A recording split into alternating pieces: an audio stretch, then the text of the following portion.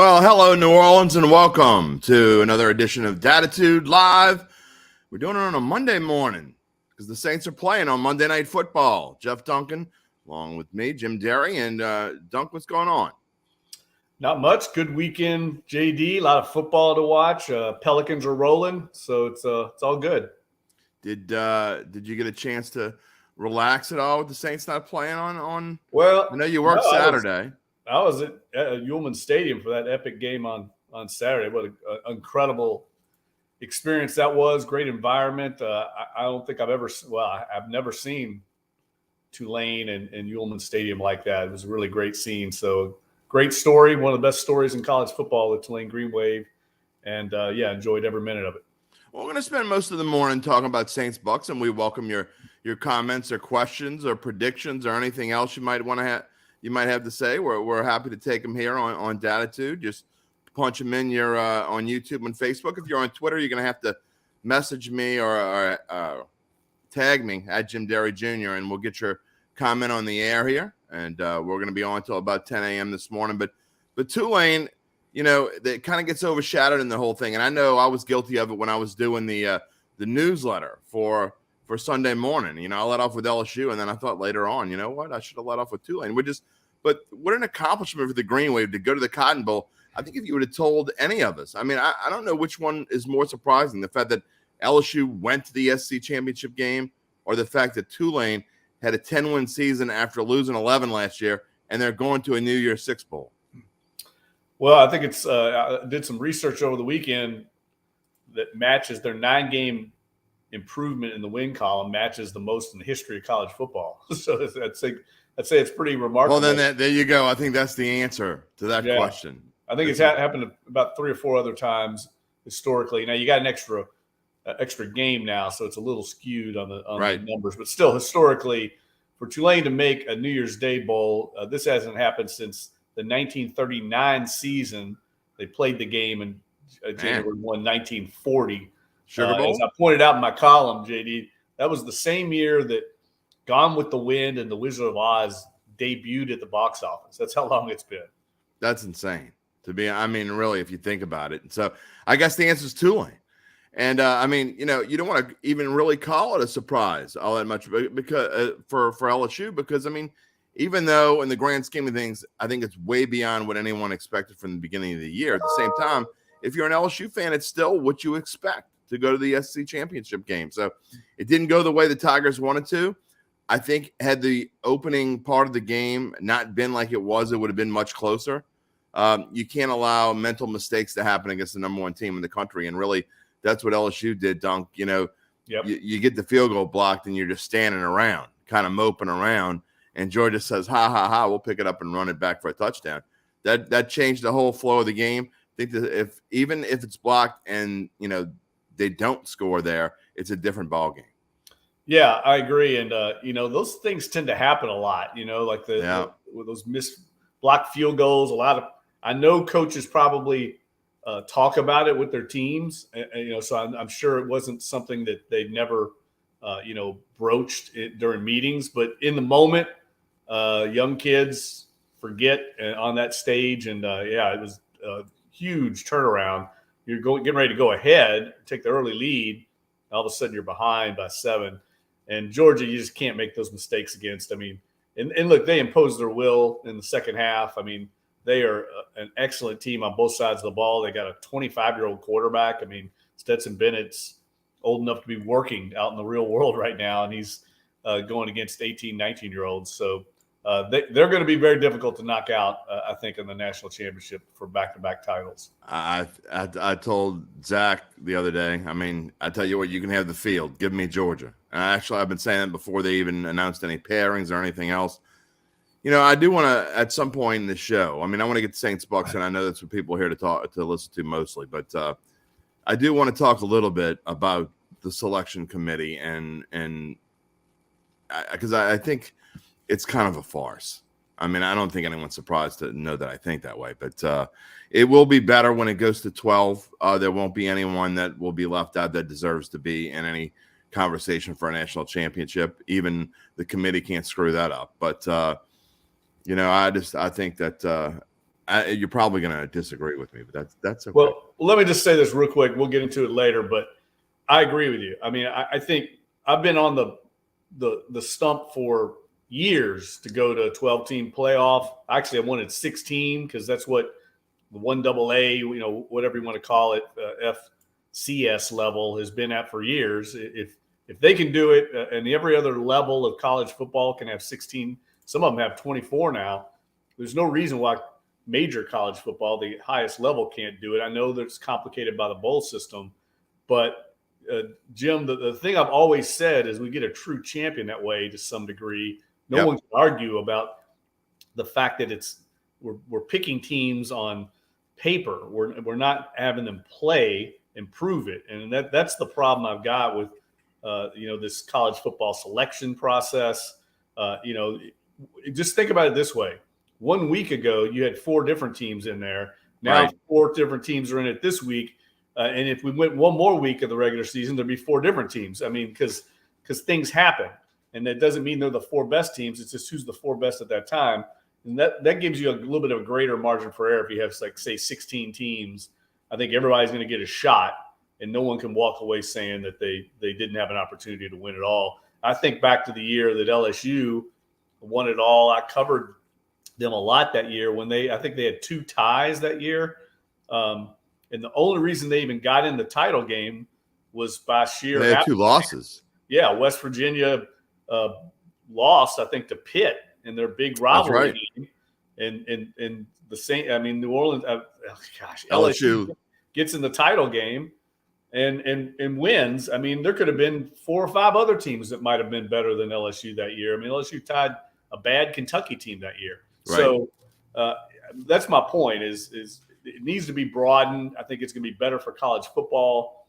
It will allow more competition and more parity, and it's desperately needed at the highest level of the sport. Well, I can't wait to see how they screw up how they're going to pick the teams. I mean, when you get in there, I mean, you're going to have 12 teams. That's great, but how are you going to pick the 12 teams? I mean, they completely manipulated this whole thing, and I mean, to keep TCU at number 3 after they lost to Kansas State is absurd. That's number one. I mean, it's one thing to leave TCU in there, and I frankly don't think they're the 3rd or 4th best team in the country. I think that Alabama is clearly better than TCU. I mean, it was even before they lost to Kansas State. If you put TCU and Alabama on the same field or in a neutral field, Alabama is going to be at least at the bare minimum a 7-point favorite. I mean, Alabama, if this is about the 4 best teams in the country, and if it's not about the 4 best teams in the country and it's about the 4 best resumes in the country, which is with the argument that I was having with Zach Ewing all weekend via text, if it's the 4 best resumes in the country, then say that. Then it's different. But you don't say that. You try to pretend like it's the 4 best teams in the country. And there's no way anyone can convince me that TCU is better than Alabama. And does Alabama deserve to be in there? Not necessarily. But this is supposed to be about the 4 best teams in the country. And I know you don't want 2 SEC teams and 2 Big Ten teams. I get it, but that's what it is this year. The 4 best teams in the country happen to be 2 from the SEC and 2 from the Big Ten. Just the way that it is. Yeah, no, I'm with you. But I would like to see it expanded to where we can 100% get on the field. Because right now, all of us are guessing. I mean, nobody really knows anything until they play. And that's why I've always – I mean – on paper, LSU was not supposed to beat Alabama, but they did that one night, the magical night. That's right. That's what makes the sport so great. You need to play it on the field. If they had a college football committee determining the LSU-Alabama game before it was played, Alabama would have gotten the victory because they would have had a better resume. Got to play the game on the field, and that's why I've always said, highest level of college football is the worst as far as how they decide their championship. I couldn't agree more. I couldn't agree with that more. And again, making 12 teams is better, but what took you so long? I mean, this will fix it to some degree. And so the best 4 teams, which is the goal, I would assume are going to get in this thing. I don't know how they're going to structure this thing, but at least we know the best 4 teams will get in. When you got 12, you can't screw that up, NCAA. But what took you so long? Why have we waited so long? I mean, I think if you would have asked me 10 years ago about the transfer portal and the NIL money and all this stuff. You would have asked me that 10, 12 years ago, I would have told you it was crazy. It's going to screw college football up. But you know what? Now the NCAA deserves what it gets. I feel completely different. I hope the kids should be able to do whatever they want to do because they have been treated completely wrong by the NCAA. It was all about money. Don't care. I'm still convinced they don't care about the kids. It's about what ends up in the coffers of the NCAA. So, and it's still that way. Real quick before we get to Bucs Saints, the last thing I'd say about all that is I think the bowl system is complicated because, look, we have the Sugar Bowl right here in town. And, when I moved here, I didn't know much about the history and legacy of the Sugar Bowl. And the more I've been here in this market, I realize how important it is to the city, the history and tradition. So I get that you want to try and preserve that. And I think that's been the complicating factor is how do we keep these bowls that have been such a great part of our sport for centuries? And how do we make that still viable and relevant within the playoff system? And I think there's a way to do it, and it shouldn't take that long. I agree with you, but I think that's been a little bit of the complicating factor because you got two competing agendas there, and they need to kind of come together for the good of the sport. Well, there's a way to do it. I mean, that you can incorporate the bowls into the playoffs if you want. I mean, you can call it the Sugar Bowl semifinals or whatever. I mean, you could come up with a name and way to make it work. But I'm not saying get rid of the bowls. I mean, the bowls are important to a lot of people. But anyway, all right, we've talked about that long enough. If you have something to say about this, be free to type it in the comment section. We'll be glad to put it up and chat about it or at least share your comment. We do have one question that Joseph Schneider asked about 10 minutes ago, and I never posted it because I wanted you to be able to answer the question. Did the goalpost come down Saturday after the Tulane win, Dunk? No, they did not. And that was actually an interesting part of the story. I realized once they were going to win that, they were going to be storming the field. So I went down about 5 minutes left, got on the field and positioned myself to kind of get some video of that kind of epic scene. And I watched the students and the security and police negotiate, and it was very encouraging. I loved every bit of it. Basically, the police told Tulane students, they told the fans, look, we're going to let you all storm the field, but just be under control. We don't want to get people hurt and leave the goalposts alone. They said, if you do that, you can have at it. And if you notice, I know there's a lot of people on my video that I posted on Twitter were commenting, oh, they didn't storm the field. They kind of just moseyed out there. That's because the police told them be under control. They didn't want people to get injured. There were a lot of older people, alumni, and they didn't want the students to come trampling. I'm sure a bunch of them were a little inebriated. So they wanted them to be under control, and they wanted to leave the goalposts alone. And so they abided by it, and you had this great scene because of it. I thought it was really good work by the security team there. Sounds like Mardi Gras. You tell them, look, you guys can go hang out on a neutral ground all day long. Just don't tear down the trees. Don't jump in the trees and put your ladders away from the curb. Otherwise, So it sounds like a good time was had by all in Uptown. Yes. Crazy scene. It was epic. And I really felt good for the people involved in that program over at Tulane because they've had a lot of lean years over the last couple decades and, kind of built up to this magical season.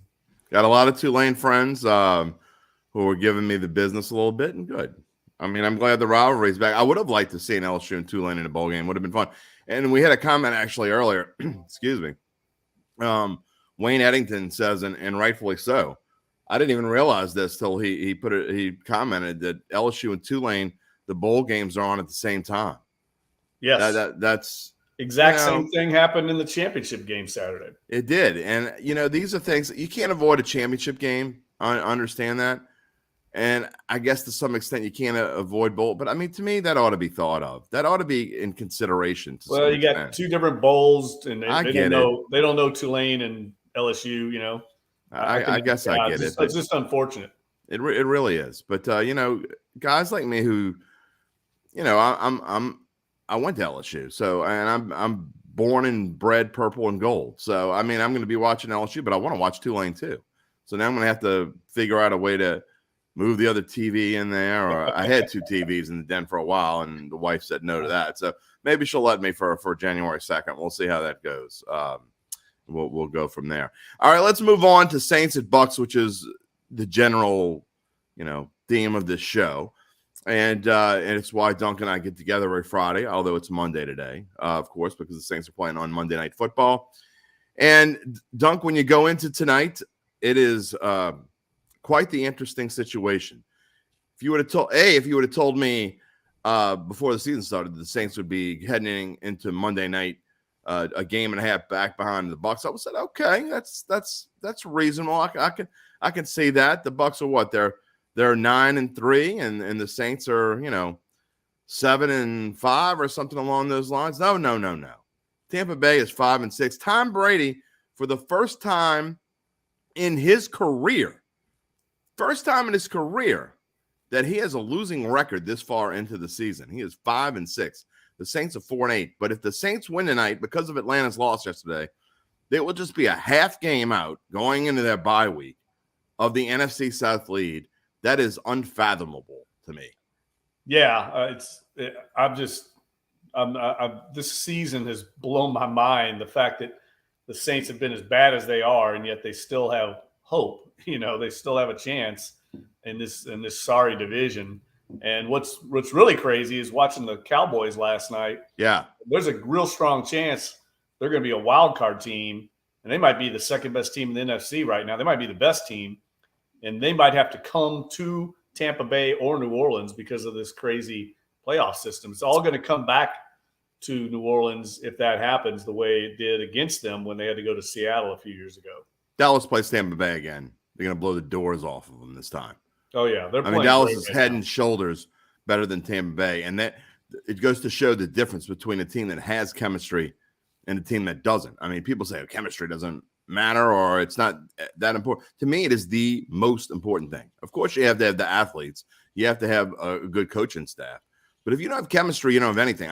These Saints, these Saints players, it's basically, for all intents and purposes, it's the same team that they had last year, except with fewer injuries. And even with all the injuries they've had, fewer injuries and a more stable quarterbacking situation, which is also hard to believe because that's been bad too. But the fact that the Saints went 9-8 last year goes to show you how much that chemistry and coaching matters in this league. Yeah, I would agree. I think we've talked about it on the show before, but I think they're missing some intangible elements on this team. They've got talent, but there's just something I can't quite put my finger on. It's hard to explain. Talk to some other people that cover the team. They say the same thing. And you're right. It's probably that intangible of chemistry. Look, they've got a good locker room of guys. But they're missing some leadership, I think, and maybe a little edge, if you know what I mean. No doubt. There's just a lack of kind of intensity. They play hard. I've heard numerous players tell me how intense Dennis Allen is in the meeting rooms during the week and at practice. He's much more intense and emotional there than he is during games. So I know fans see it and they think, he's milk toast. He's not like that during the week, but during games, he's the exact opposite of Sean Payton, who's fiery and intense during the game and is more of a teacher during the week. I hear what you're saying. I ain't buying it. No one that is that calm on the outside during a game can be. I don't know. I'm not going to get on Dennis Allen today. That's for another day, I think. I've already. Yeah, I got a big game tonight. Let's see how this thing plays out tonight. Speaking of the big game tonight, we have a question from Brian Riles who asks, with Pete Werner returning to practice limited, do you think he will play? I can't imagine that he doesn't play tonight, right? Yeah, that's a good question. I look at him similar to like some of the other players they've had come back from injury where they kind of work them in slowly. Yeah. I think the fact that Caden Ellis has been playing so well, that's true. Gives them a little bit of flexibility there. But getting Werner back and I think the emergence of Caden Ellis really gives this team a lot of options now, at the linebacker position. DeMario's under contract for 3 more years. Those guys are also, younger players that I'm sure they'd like to have back. So it kind of it's kind of been a blessing in disguise, Pete Werner's injury, because it allowed Ellis to get more opportunity, and he shined in that little window he had. You looking forward to seeing Marshawn Lattimore come back and stick a thorn in the side of Mike Evans again? Yeah, well, I mean, I think Lattimore's questionable tonight, and I think Evans is back. Yeah, he fully participates. He's coming back. They had a long injury list. I mean, they do. Theirs is just as bad as Saints. Yeah, they're Tristan Wirfs. That's a huge loss. That's the number one loss for them. Yeah, he's their best offensive lineman by far, and he has given Cam Jordan all kinds of problems since he's come into the league. Jordan had his way with their left tackle over the years, but he's not had as much success with Wirfs, who's uniquely kind of built to handle Cam Jordan. He's very strong, very athletic. And then Antoine Winfield's doubtful tonight, and that guy is a stud. He is a great player. He's the guy that knocked the ball out from Jared Cook that everybody wants to blame Cook about. I just felt like it was a great play by Winfield. But my point is they're missing some very good players too. Sean Murphy Bunning, I think, is doubtful tonight. And let me look here one more. Mike Edwards, the safeties. Dunk, you're missing. They're secondly banged up. And I think the Saints have a real shot in this game tonight. I know they're all in. I was out there this week, and they feel good about their plan. They know they match up well with them. Tampa Bay is going to get the Saints A game. Now, whether that's good enough, we're going to find out. Yeah, we're going to get to our predictions at the end of the show, which is going to come, I'd say, around 10:05, 10:10. We're going to run until today. So before we go off the air, Jeff, Duncan, and I will give our predictions as we do every week. Hello, Ryan. Thanks for joining us. And I showed Jerry's comment earlier, but Jerry's with us as he always is. We thank you for joining us as well, Jerry. And I know we'll see you on Bayou Bets later this afternoon. But if you want to leave your comments, you got plenty of time to do that. If you want to give your prediction, that's good as well. But all the things you talked about, Dunk, are going to be part of my prediction that we're going to get to in a little bit. I do want to get to – I find this fascinating. This line, and you look at the line, and it's now -3 Tampa Bay. 1 week ago – in fact, 1 week ago and maybe about 6 or 8 hours ago, it was Tampa Bay -6. Yes. It has gone down from -6, and then it spent most of the week, it was -3.5. And I didn't think it would get past the 3.5, which is why I didn't bet it, because I was waiting to see what happened. I thought it might go back to 4, because usually you don't go off that 3.5 cliff. You usually go back up to 4, or it stays 3.5. Very rarely in the betting world do you see a 2.5 go to 3, but even more rare do you see a 3.5 go to 3. That hardly, especially when you've seen the line movement. So, man, the sharps are all over the Saints, which makes me almost nervous to bet it if I was thinking about it. I usually bet Monday night, even if I don't love it, I'll bet it just for a little bit of fun. After the week I had, I don't know, I had my worst weekend of the year with the sports books, but. I got to tell you, this is a strange line to me. It's a get-out game, man. Get out with the Saints. I do think the Saints are in a really good position. They're catching the Bucs at a good time, except for the Bucs lost last week kind of in a tough fashion against the Browns. So I think the Bucs know if they can beat the Saints, they kind of eliminate them from the playoffs consideration or the division title consideration. So they're going to have some incentive, but I like this, that the Saints played well last week. I mean, you saw San Francisco yesterday. They're with their third string quarterback, and they throttled Miami in the second half, wore them down. We see what kind of team San Francisco is, and the Saints played them much better than Miami did. So I think that's an encouraging sign that defensively this team is kind of starting to find itself, especially on the back end with Paulson Adebo really emerging now. That they can match up well. I think it's going to be a low-scoring game, a physical game. We know there's going to be a lot of trash talking. There always is. It always gets a little chippy. But with the fact that the Bucs can't run the ball at all, I don't know how they're going to move the ball on the Saints offensively. I think the Saints have a big edge there. Yeah, we're going to get to the stat graphic in just a minute. That goes to Uncle Big Nick's point. He says it's got to be a 13-10 type game. I don't know. I don't think it's going to be that low scoring. I'm on the what's the total? 41, I believe. Let me put the graphic back up here. I believe 41. And that moved up. That was 40 and it moved to 40.5 and now it's 41. And I don't think it's going to go higher than that. So I'm kind of on the fence with that total. That's about right in my opinion. I'm not going to play the total for sure. If you forced me to play the total, I would probably take the over, but just slightly. I don't think it's going to go way over, but I think it'll be a, I don't know, 24-20-ish type game. That's where I see this line. Interesting. I did my trends column this morning, and I literally did it this morning. I did it like, don't ask me why, 3 a.m. That's when I wrote this trends column. But the Saints, if they were to win tonight, it would be their 5th consecutive victory in Tampa. It would match the second longest such streak against the division opponent in team history, because the Saints are also on a current 5-game winning streak in Atlanta. They've now won 5 straight games in Atlanta. Saints won 8 games in a row in Los Angeles against the Rams from 87 to 94. So to say that this doesn't happen very often, even against a team like the Bucs, the Saints have fared very well against Tampa Bay. In fact, they have the second most wins in their history against one team.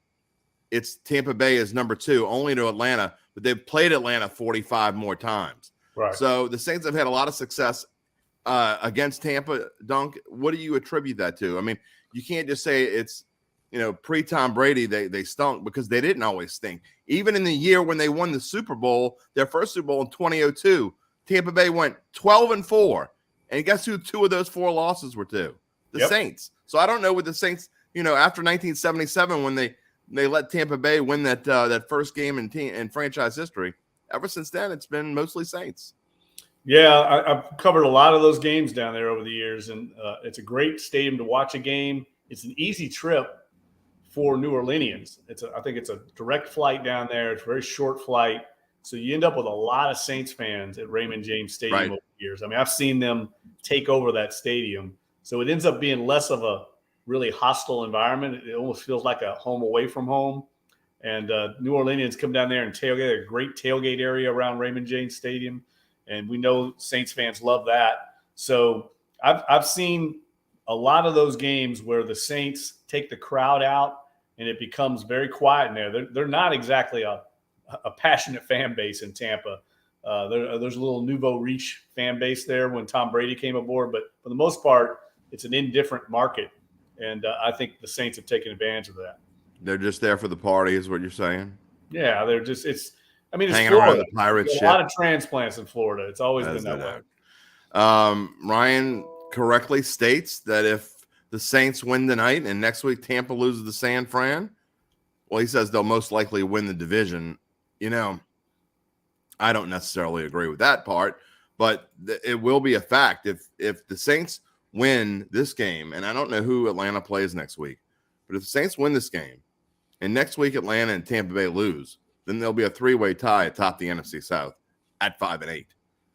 And it is very possible, because Tampa does play at San Francisco next week. And I get, Dunk, that the 49ers are now without Jimmy G. But they look pretty good with Brock Purdy out there. Brock Purdy's not bad. I've seen him play. He's not a bad option. Things are going to get a lot tougher as they go forward. I wrote that for our betting column earlier this year. There's a theory out there about first-time quarterbacks, and they come into games like that and often play well because there's no expectations. They're loose. They haven't gotten nervous. And then the next week, things change because teams have film on you. They game plan for you, and you've had a week to think about it. And you often see quarterbacks in their first start or their first game play well, and then things kind of level out. So we'll see how that goes going forward. That's a good 49ers team, though. But here's the thing about tonight's game for the Saints. They go all in, win this game. They got a bye week. They can get healthy. Right. Get some of these key guys back. And the stretch run is very manageable. I mean, you got the Falcons at home. You get the Browns on the road. The Eagles, obviously, that looks like a very difficult game. But then you got Carolina. They very conceivably could win 3 of those 4. So if you win this one, you win 4 of your last 5. It's probably going to be good enough to win the division, considering how bad everybody else is playing. So I think the Saints, that's probably why that line's moved. The Sharps know the Saints are all in on this game. They cannot beat themselves tonight. I mean, I think that's going to be the marching orders. It's a fine line, right? They've got to be aggressive, but they can't make those mistakes that have cost them like they did in San Francisco. Oh, Dunk, you're the ultimate optimist, aren't you? I mean, kind of. Come on. Well, their longest winning streak of the year is 1 win. So it's hard to believe they're going to win 4 of their last 5. Yeah. Speaking of that, I had a note this morning about, Tom Brady. It is the first time since 2005. I mean, the Saints haven't won back-to-back games. Well, the Bucs have only done it. I think they've done it twice. They won back-to-back, but they have not won 3 in a row. It is the first time since 2005 that Tom Brady has gone this far into a season without a 3-game winning streak. So people like joke about but to me, that's a significant thing. That's a significant stat. I mean, to go this far in the season, Tom Brady just goes to show he's not the same player that he's been. So now everything Dunk says is true, but it's a little bit of optimism going on there. Tampa Bay, look, and someone rightfully pointed out, actually a couple of people did, and they're right. G points out that Atlanta's on a bye week next week with the Saints. So, and then they will play on the Saturday after that, on December the 18th. So the Saints don't need the Falcons to lose. They need to win tonight. If they win tonight and Tampa Bay loses at San Francisco next week, there's a 3-way tie in the NFC South. And by the way, after that, Tampa Bay has to play the Cincinnati Bengals. So their schedule is not easy at all. Then they go to Arizona, which seems like it should be easy, but it's not. I mean, going to Arizona, it's not going to be easy for Tampa Bay to win at Arizona, although they probably won't have anything to play for by then. But I don't know, man. So their schedule is not easy at all, and they finish the season with Carolina and at Atlanta. So we'll see if it matters by then. The Saints definitely have a tougher schedule overall than the Bucs do. But next week at San Francisco, that's a key game for the Bucs. If the Saints win this game tonight, that's the one you need to be watching. So we're going to talk more about that in a little bit. But I want to talk about the matchups because we like to get into this every week. And I always talk about, Dunk, for the Saints, if they are playing against a team that has a solid rushing defense, they're in trouble because then it's all on Andy Dalton's shoulders. And we've seen what has happened in the past this year. I'm not putting everything on Andy Dalton. So you Andy Dalton lovers, get off my back. I'm just telling you what I've seen, and it's shown to become fact. So it is what it is. When the Saints play a solid rushing defense team, they can't win. They just can't win. And so here we are. The Bucs don't have a solid rushing defense. They're not very good against the run. They're 20th, and their passing defense is 6th. But I think tonight has got to be, and I know Alvin Kamara hasn't been that great as of late, but it's got to be a Kamara and Taysom kind of game. I agree 100%. I think they've got to be able to establish a run. Traditionally, Tampa Bay has been very good against a run. It hasn't been the case this year. I know they've had meetings. I think Devin White called a meeting of the defense this week, one of those players only things. So we'll see if that translates to improved play there. We know they got the talent in their front seven, but they've just been off all year. They look like a team. We talked about it even preseason. The Bucs were being highly overvalued. They just felt like a team, the way their roster had matured. They'd won a Super Bowl, had an aging quarterback that had one foot out the door, and a new head coach. There was a lot of reasons to see this kind of drop-off in the Bucs, and they just look like a kind of fat and happy team that's on cruise control. They won the ring, and now they're looking for maybe contract money, but they're not as invested in the mission as they were when they won that Super Bowl. Yeah, I think they're more of a mess than the Saints are. I'm not saying a whole lot. I think, the Saints are a better football team. I've been hearing all week that, and a lot from these sharps that I listen to during the week when I have time, that, Tampa Bay is a better team. Tampa Bay is not a better team. You tell me what is better about Tampa Bay than the New Orleans Saints. I don't think that quarterback. Well, other than that, I mean, obviously a quarterback, there's a big difference. But I think the Saints are right now, the Saints offensive line's better. I mean, Tristan Wirfs is out and Ryan Jensen's been out all season. I think that if you look at the whole of the Saints offensive line, they're better. I think the Saints are better at running back. I think the Tampa Bay is probably a little bit better at wide receiver, but they haven't played that well either. And Chris Godwin's been out most of the season. I think when you go on defense, I think the Saints defense is better than Tampa Bay's defense. I mean, I don't know. And look, you can say whatever you want about Dennis Allen, and Lord knows I've given him grief. But Dennis Allen is on a different plane better than Todd Bowles. Todd Bowles is an awful coach. He's a fine defensive coordinator, but he's a terrible coach. He can't manage a game to save his life. Yeah, look, I think this game comes down to one simple kind of formula. The Saints, avoiding turnovers. Don't give the Bucs any 100%. That's a stat. Yeah, and the line on both sides of the line of scrimmage have to win. I mean, I know that's 100% basic football, but we've seen games this year where the Saints haven't won up front, and it's been ugly. Their offensive line has to bring it tonight. And if they dominate and give Andy Dalton protection, they did a good job for the most part against the 49ers. I thought they kind of handled the 49ers for the most part. I agree. Pass rush. If they can do that, I think he can manage the game enough to where they can win. If I were betting the game night, and obviously I'm not, but if I were, I would just bet the Saints on the money line because I think that's a better – I don't know what the money line is, but I think they either win the game or they just implode and get beat by a lot. I don't think that it's going to be one of these things. I think it's a better value, put it that way. Plus 143. So you bet $10 to win $14.30 or $100 to win $143 or somewhere in between, but with that ratio, 1.43 to 1 is what it is. Yeah. I just think the Saints are, if they get up early in this game and can manage to get a lead and play with the lead where you can be balanced on offense, and then the defense can get after Brady, that pass rush. We know how they do it. The formula it's been worn out over the years. They only rush 4. They play back in coverage. They get those 4 to get after him. And look, they did a good job against Garoppolo last week. Even though Garoppolo, I think they only sacked him a few times, but once. Oh, once. Okay. Well, but it felt like they had him antsy in the pocket. He was affected, and that's all they have to do with Brady. We've seen it before. Get in his face, and if he starts getting affected and starts getting the ball out very quick, the Saints got to tackle well. They tackled really well last week against San Francisco. They got to do it again tonight. Open field tackling has been a problem for them this year when they have not had that edge and intensity. I think they'll have it tonight, so I think they will tackle well, and I think that's the formula to beating Brady. Tom Brady's kind of a prude. He doesn't like anybody breathing on him or touching him, any of that stuff. Get away from me. Don't touch me. So that's kind of how Tom Brady is. In fact, this goes to your point, Duncan, and you talk about basic, sounds cliche-ish, or it's so basic, and it's all you hear when you football with the turnover ratio. Here's a stat for you.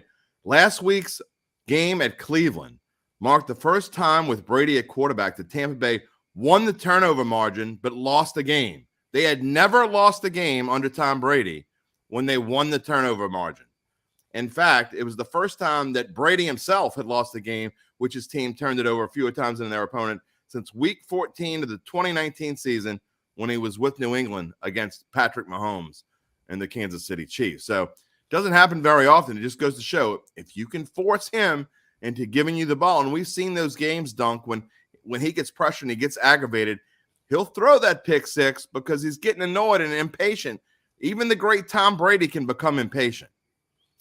Yeah, and the other thing I think is key tonight along those lines is how this game is called. When the officials allow the Saints to get physical and reroute in the secondary, allow them to get a little handsy, and that's the way the Saints like to play, that bodes well for the Saints' ability to affect Brady and get to Brady. If they're calling it ticky-tack tight and not letting the Saints get physical on the perimeter, that will favor the Bucs because then they'll be able to kind of get into their routes. So I'm really interested to see how I didn't see who the crew was tonight, but I got it right here for you. You're just segueing into all my trends columns. Clay Martin is the lead official tonight. He has been an official since 2018. Both Tampa Bay and the Saints are 2-0 history when Clay Martin referees their games. An interesting stat, though, for Clay Martin. There's good news and bad news for the Saints. The bad news is that in the 11 games that Martin's crew has called this year, the home team is 8-3. So the home team has won 8. However, that being said, against the visiting team this year, he has called 55 penalties, which is five penalties per game. Against the home team, he's called 81 penalties. And I've been doing this trends column for a long time. I think that is the largest disparity of number of penalties that I've seen for any crew, especially at this point in the season. I mean, you're talking a difference. I'm no mathematician. I went to Shaw, for God's sake. But to have a difference of 26 penalties between the visitor and the home team is a pretty big deal. Yeah, it's pretty striking. And look, I've got some stats. I might look it up. Hold on. Carry the floor here. I'm going to look at this stat real quick. Okay. But, I mean, you talk about, it now. Will that matter anything tonight? Who knows? And Taylor, we can't have holding calls. You're 100% right. They're going to be trying. Oh, you're not one of those. I hope Taylor isn't one of those. The NFL hates this kind of guys. Goodell has it against the Saints. Taylor, we don't want that here, because the NFL does not hate the Saints. But you are right in the fact that they cannot have DPIs tonight. They have to stay away from that. Jeff Duncan, go ahead. All right. Clay Martin, statistically, this is over the last year and a half, okay? Going back to the start of the 2021 season, he has called 21 holding calls, which is that's kind of right. That's not a lot. Yeah. Yeah, it's not a lot in that same period of time. This is probably about like a 27 game or 28, 8 game, 29 game body of work. 9 false starts. That's not, near the top. It's one of the top. He's basically in the middle of the road. That's what you want. He's 8th most penalties called in that time of all. What about PI? What's that on there? Do you have PI on there? Well, he doesn't call those. Like that's just it. When you're the referee, you're behind the quarterback. Gotcha. So you're calling holding. You're looking behind the quarterback at the line and roughing the passer. Now he's got 5 roughing the passer calls. That's not very many. No. I know the Saints fans' favorite referee, Bill Vinovich. He's only called 2 roughing the passer penalties in a year and a half, whereas I pointed this out, Land Clark, 20 in the same period of time. Yeah, but you know what though? You can throw out those kind of numbers out the window when it's Tom Brady, because if your fingernail scratches Tom Brady's arm, they're gonna call a penalty. It's just a fact of life. I mean, you know when you play against Tom Brady that those rules go out the window. Well, this is interesting. Last week, and I reported this in my column about the officiating over the weekend, the NFL acknowledged a bunch of missed calls in that Saints 49ers game both ways. In both roughing the passer penalties, one was on Nick Bosa against Taysom Hill that extended a Saints drive. That was the NFL said that was the wrong call, and they said the one that the Saints had, I think it was Malcolm Roach dove Jimmy Garoppolo's leg. They said that was a bad call. So both those roughing the passer calls they didn't agree with. I thought that crew did not a great. I'm not going to say poor. No, they were bad. I'm going to be nice, but I didn't think they did a very good job. That pass interference penalty that killed the Saints. I mean, it really killed, I think, any chances they had, and it was a momentum changer as well, and it was a bad call. Well, here, get this: that was the only time in a year and a half that the down judge, who's the down judge right there on the line of scrimmage, it's the only time all year he's called illegal contact in a game. Oh man, don't make me get with the conspiracy theorists. Yeah, I don't want to be with them, but that makes you wonder sometimes. He's not really looking at that most of the time. Most of the time, the down judge is looking. A lot of times they are looking at the contact right away, but mainly it's offsides and false starts and things like that. Well, there have been 30 or fewer points scored in the series, going back to what you're talking about, low scoring. There have been 30 or fewer points scored in the series in 2 consecutive games.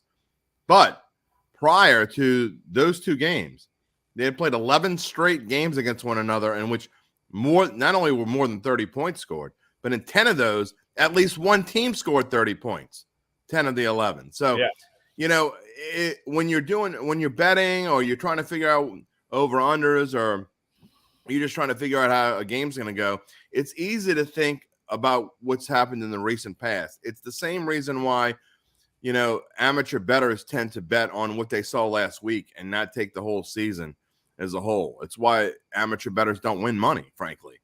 You can't, look at Jacksonville. Jacksonville beat the Ravens last week, and at the time with Lamar Jackson thinking, hey, the Ravens pretty good. What does Jacksonville do? They go on the road and they lay an egg in Detroit and get destroyed.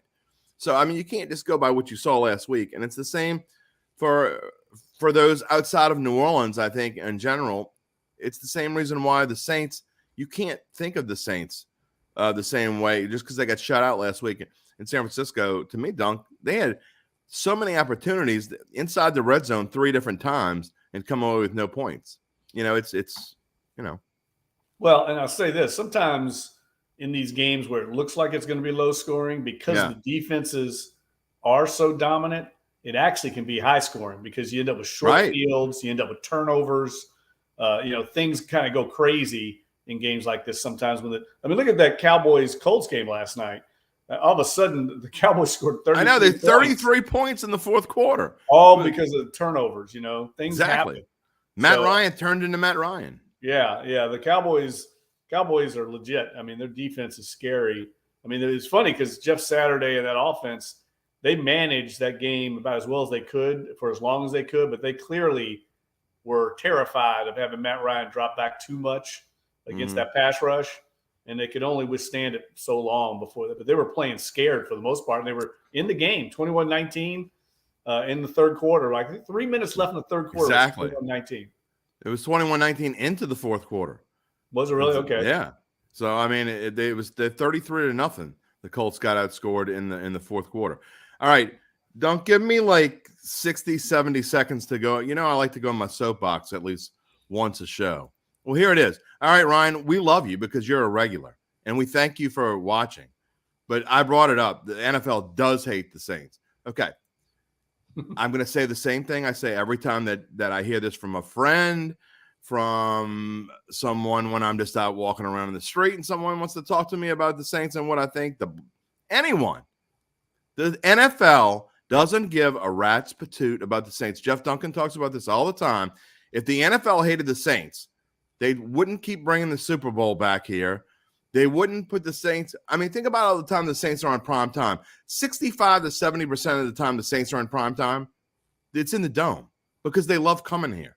The NFL loves New Orleans, and I'm not saying they love the Saints, but they don't care one way or the other whether the Saints win or not. I think in the grand scheme of things, they'd probably rather the Saints win.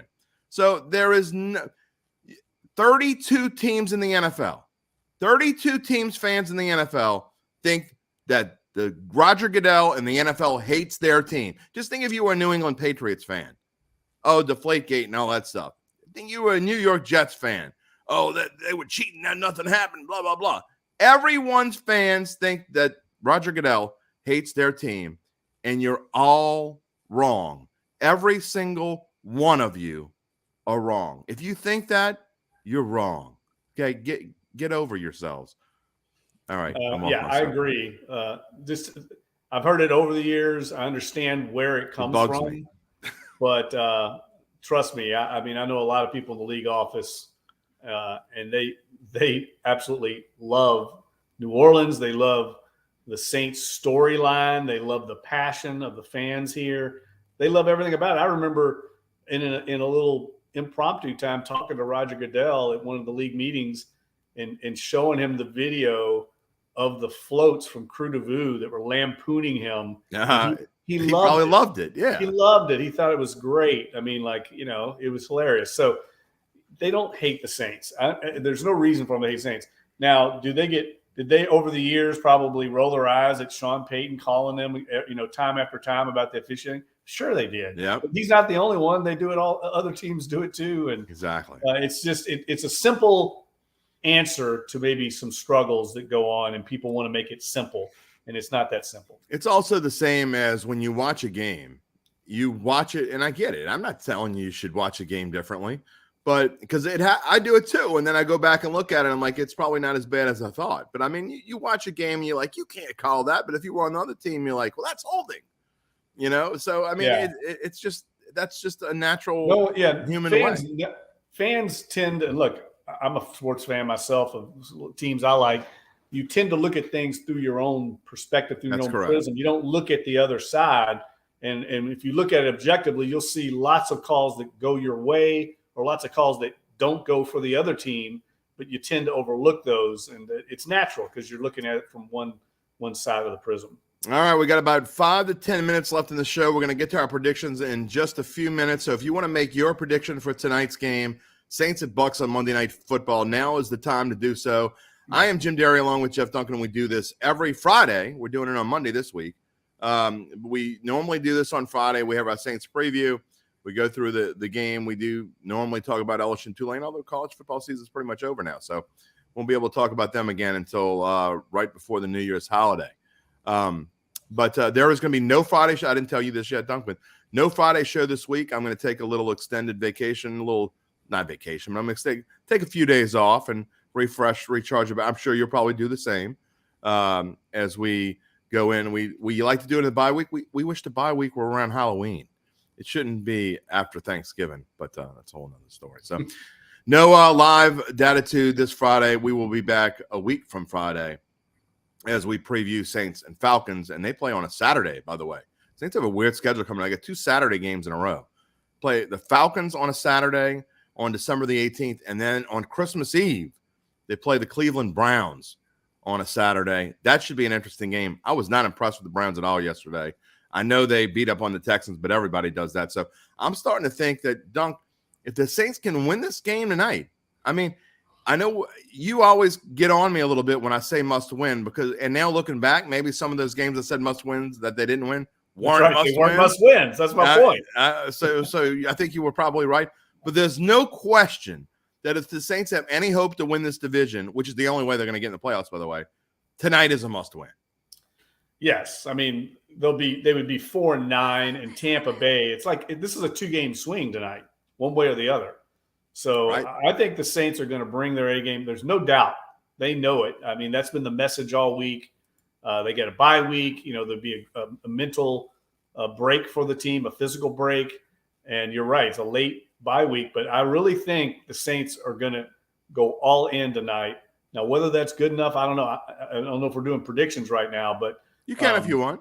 Well, I mean, I picked the Bucs to win in the paper this morning. I think I got to stick with it, but I really do think the Saints have a great shot to win tonight. I think a lot is going to determine in the first quarter how this game's played. If they're in it, I think the longer they're in this thing, the better it is for them. They can't fall behind. I know that sounds like very simple logic, but they don't want to fall behind to this team and have Andy Dalton trying to bring them back. They've got to get control of the game early. If they're in it, and I think they will be because I think they're going to play it that way, just like the time they played here, it was 3-3 going in the fourth quarter. The Saints were actually up 3-0 most of the game. And we all know Jameis Winston kind of imploded in the fourth quarter and that thing got out of hand. But I think if it's 3-3 or something like that going in the fourth quarter, it's great opportunity for the Saints to get in and steal one. I'm going to give my prediction in a minute. I never asked you what you thought about. I had someone ask me last night. Do you go to press conferences? I'm like, yeah, of course I do. Why don't you ask Dennis Allen, who would the opposition rather play? Jameis Winston or Andy Dalton? I'm like, I am not. We're not going to ask that question because he's never going to want to answer another question. You can't ask that kind of question. I mean, you can ask it in a way that, isn't necessarily – that's combative if you ask me. Well, look, here's what I think Dennis Allen would say. I think, you have to look at it in 2 different ways. One, the opposition, if you remember when the Bucs played the Saints here back in week 2 and beat them, Devin White was interviewed on the field after the game, and he said, look, we played with Jameis Winston. We knew Jameis Winston would eventually throw us the ball, and he did.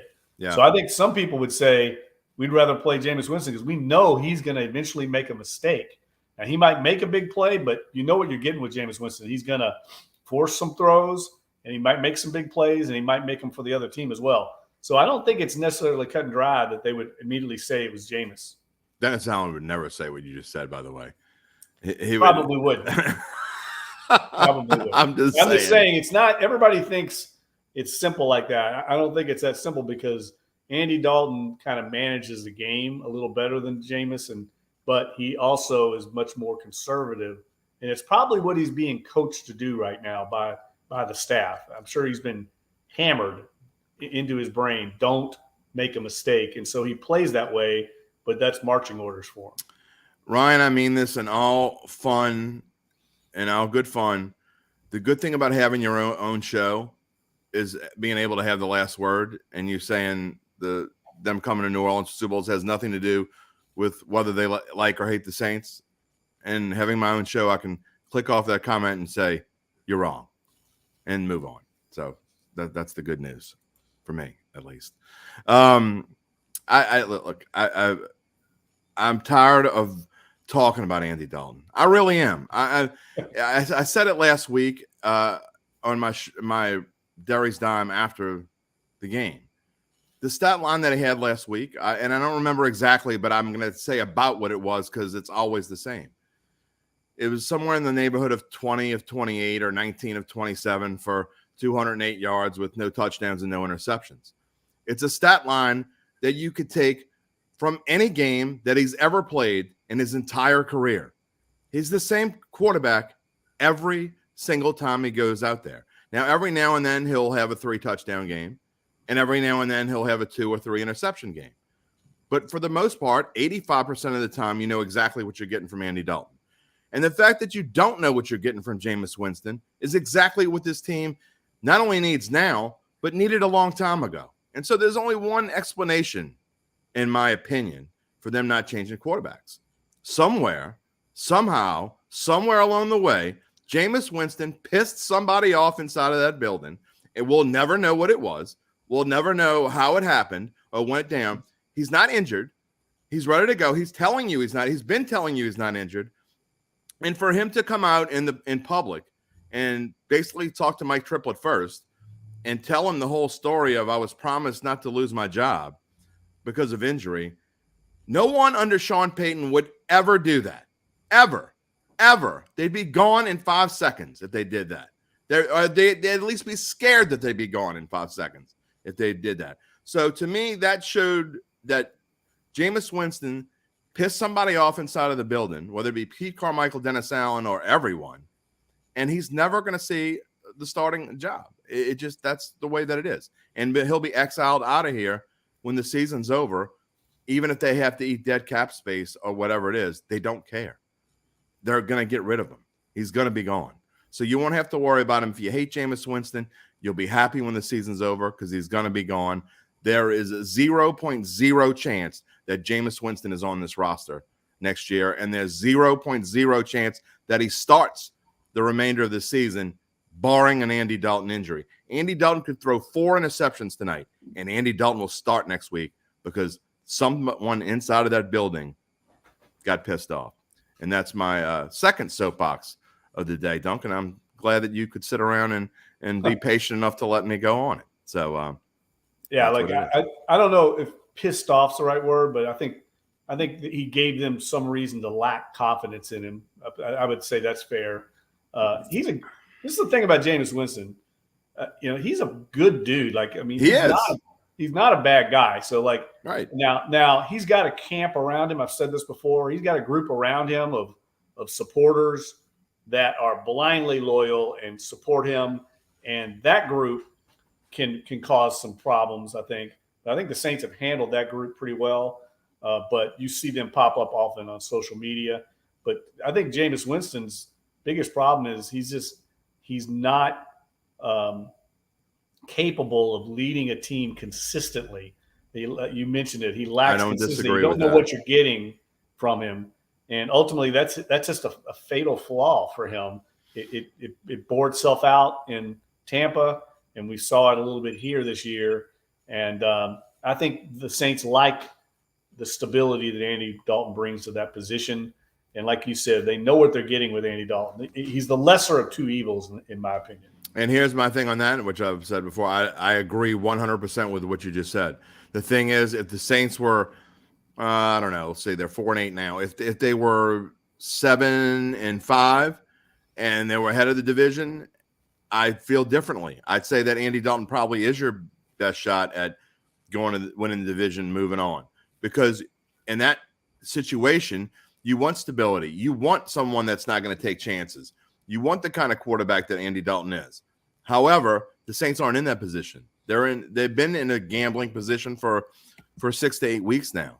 And I look, I was talking about this last night. I said after the Vikings game, so what were they, 2-3 after that game? I said if the Saints continue with Andy Dalton as quarterback, they're going to be 6-11. You can go back and listen to it if you want. They were 2-3 at the time.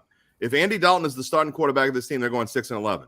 Well, guess what? They're on track to go 6-11. They're going to go 6-11 if Andy Dalton finishes out the season. It is what it is. And that leads me to my prediction for tonight at 4-8. I think this division is a complete cluster. You know what? I think it deserves chaos, just like the college football playoff deserved chaos, and they got it. And the committee got exactly what they wanted, by the way. It deserves chaos, and it's going to get it. I think that the Saints are going to – their defensive front is going to be able to manipulate the offensive line. The Buccaneers don't even pretend like they know how to run the football. Leonard Fournette looks like he's been going out and eating 3 pizzas a night. I don't know what the deal is, if he's even going to play. I think Rachaad White is a nice young back that is going to be good eventually. But I think this offensive line has so many problems, and I think the Saints are going to get 3 to 4 sacks. I don't know what the over-under is on sacks on Caesars, but I'd go look at it and take the over. If it's 2.5, which is what I suspect, take the over, because the Saints are going to beat up on Tom Brady tonight. With that being said, I'll give you a little preview of a week from Friday. I think the Saints are going to win this division and force a 3-way tie, and then I think they're going to go lay an egg in the dome against Atlanta, because that's just how this season's going. Yeah, I don't doubt that at all. That's exactly my point. Is I think they can easily win tonight, but I haven't seen enough consistency out of them to put it all together to make a big run down the stretch. That said, one win and you get this bye week, it can change things. I mean, that is correct. Give this team some motivation, maybe some confidence that they've lacked. At least get them back to having some energy and swagger, which we haven't seen enough of. But I expect all that to be on display tonight. There's no doubt in my mind we're going to see the body language and the energy and effort and enthusiasm from the Saints tonight. Now, whether it's good enough, we'll see. But I have no doubt they're going to be all in. I think especially on defense. I think you're especially going to see some fired up players on defense, which we've kind of off and on seen. We've seen more of it than not as of late. I think both last week, I thought they played with a lot of emotion on defense. I don't know where Alvin Kamara's head is right now. It's not here. He's doing things that he's never done with his franchise. And I'm not just talking about the 2 fumbles. By the way, he only had 7 fumbles in his career before last Sunday, and he fumbled twice in the same game. He's not here. I don't know what his deal is. I hope that changes. We've seen him at times play fantastically. And we've seen at times the more that Taysom Hill is involved, I think the better off the Saints are going to be. And I really think you're going to see him involved because, as we showed you, Tampa Bay has the 20th ranked rushing defense in the NFL. I think you're going to see a lot of Taysom tonight. Duncan, how come you aren't in Tampa? I thought you would have been in Tampa tonight. No, Rod went down there. I stayed back to cover Tulane, and we kind of switch off on road games. Gotcha. And it was his time to go. Well, are you going to spend Christmas Eve in Cleveland? Yep. Oh man, not looking forward to that. Hoping to spend New Year's Eve in Dallas for the Cotton Bowl. We'll see how that goes. Okay, well, I hope that works out. I will throw a little stat out at you, and that I heard the other day on one of the podcasts that I listen to on a regular basis. Against the spread since 2013, that teams the week before their bye week, when they're playing a division opponent, they are 44-17 against the spread. The week before their bye week, playing a division opponent. That is pretty incredible. A little esoteric stat there. Well, and I don't know. In this case, I think it's because you can put all your focus on that one game because you know you're off the next week. You don't have to worry about the week that's coming up because you're on a bye. So an entire week, your complete focus is on the Tampa Bay Buccaneers. And the Bucs have to play at San Francisco. I'm not saying though that Tampa Bay is working on San Francisco packages this week, but in the back of their minds, at least, they're thinking about the 49ers and that, man, we got to go to San Francisco on a short week. That's not any fun. They don't get their regular Tuesday day off or whatever day off they have. It's probably out the window. So that's in their minds. That's why I think they're gonna be all in tonight too. Because if they can win tonight, they can lose to San Francisco and still have a little bit of margin for error, and that probably will happen anyway. I know the NBA, covering the NBA years, coaches know that they may go into a back-to-back situation and they want to get one of those wins and they'll go all in on one of those games. I feel like that's what Tampa's going to do tonight. Big difference in an 82-game season and a 16-game season, but yeah.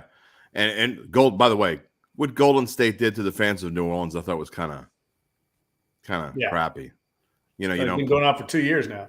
Yeah, they shouldn't be able to do. There should be some kind of. I don't. It's one thing if you sit one guy for no reason, but to sit all those guys like that, you shouldn't be able to do that in the NBA. But we're going to talk about that in February. We're not going to talk about that in December. All right, so that's my prediction is the Saints win tonight. I think they win. I think it's like I said, a 24-20 type of game. But I just think the Saints are a better football team. The Saints are, other than Tom Brady and maybe the receivers, you could argue. I think the Saints are better just about anywhere else. It's just that's what it is. And even coaching, I think Dennis Allen and his crew. I think it's funny because you talk about having a brain fart near Dunk the Byron Leftwich, the offensive coordinator for the Bucs. All this talk in the offseason, and he didn't get a job. And I know a lot of people are saying he should have gotten. I don't see anything from this Tampa Bay offense. They completely abandoned the run game and don't even try to run the football. He hasn't shown me anything that he deserves to be a head coach. To me, this entire Tampa Bay coaching staff is a mess. Well, in their defense, I'd say like when you struggle up front, like with injuries, true, offensive line, you just it's almost impossible to run the ball. It goes back to I remember right before the Saints drafted Cesar Ruiz. And they were interviewing Mike Baugh, one of the Saints' longtime scouts, in the draft room. And I'm sitting there listening to him talk, and they were talking about the Saints. And this was before the draft, the whole first round. They were asking him what they thought. And he goes, look, you never know what's going to happen, but I got a read on what they were thinking. He goes, one thing we always say in this building is God only made so many big, athletic linemen. And so that's why the Saints like that's those the guys. truth. They're hard to find. And the Saints have had their share of injuries up front, and we see when they get injured up front, they can't move the ball on the ground either. I think the Bucs, they normally would like to run the ball. They've got good backs. White and Fournette can run. I think Rachaad White's going to be a really good back. Yeah, they just can't run the ball. They're banged up as much as they've been up front. So that's a huge advantage for the Saints tonight. I mean, I really am interested to see how Tampa Bay thinks they're going to move the ball against the Saints. I don't see really any way unless they just do the quick passing game, try to get the ball out in space to their playmakers and hope they can make people miss in the open field. That's kind of been the game plan against the Saints. The Niners had that game plan. The Saints played it pretty well. I will say this, though, to me, the entire Tampa Bay season in a nutshell, from the coaching standpoint, you want to know what I'm talking about? Go watch how Todd Bowles managed the end of that Cleveland game last week. Yes. They had there was no way they should have lost that game. They could play the end of that game 100 times and they maybe lose it twice. It was completely mismanaged. They shouldn't not have lost that football game. They just didn't know. Coach didn't know what he was doing on the sideline. Simple as that. But tonight should be interesting. I'm looking forward to it. Dunk, are you going to take any time off this weekend? What are you going to do this weekend? No, I'm all in this week. So okay. Doing a lot of work with Steve on the Gleason book. Okay. Making a lot of progress there. So my time away from work is work. So it's mine too. So I completely get that. I'm going to try to remember what my family looked like. I might spend. I know I got a college basketball game on Saturday afternoon, but other than that, I'm going to try to spend some family time. My thing as a sports fan is I'm a Louisville head coach left this morning to go to Cincinnati. Oh, I didn't hear that. Yes, which is interesting because Louisville and Cincinnati play in a bowl game. But geez. Now I'm curious to see if Louisville can pry their alumni Jeff Brom away from Purdue, who plays LSU in the Citrus Bowl. That's going to be their number one target. I don't know if they can do it or not. I don't know if that's a step up. No offense. Yeah. It's a big hire for them now with the program in a little bit of transition.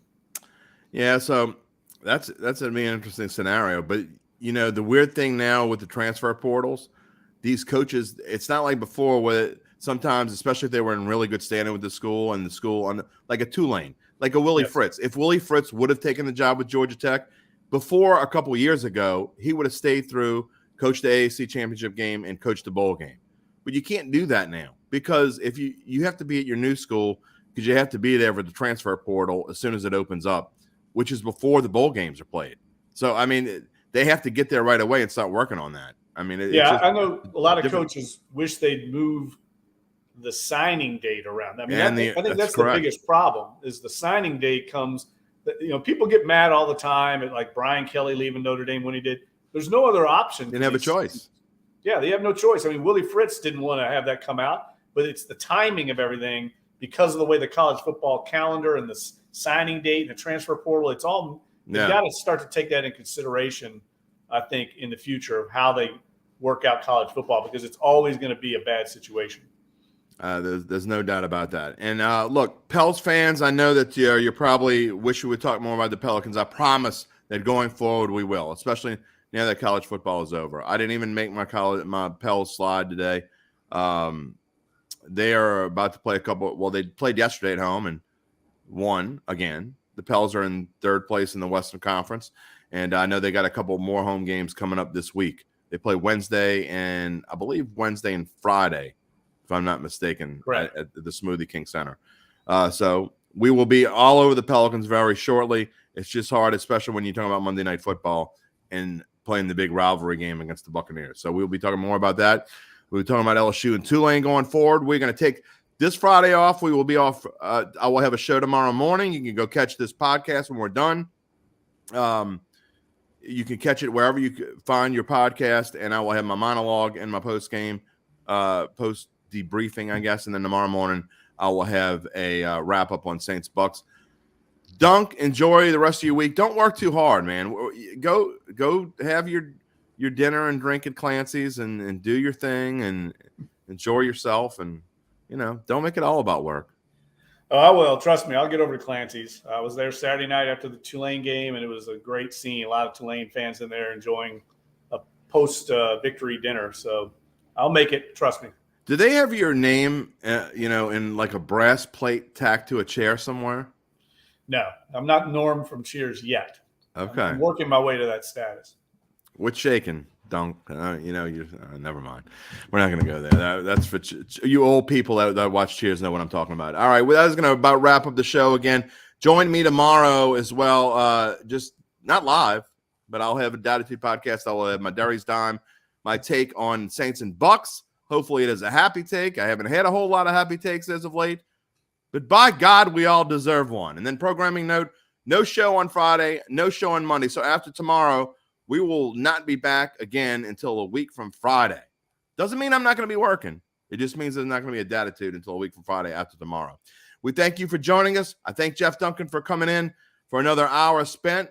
We hope you enjoyed the game tonight and enjoy your family during these Christmas holidays. Give them all a little hug for me, okay?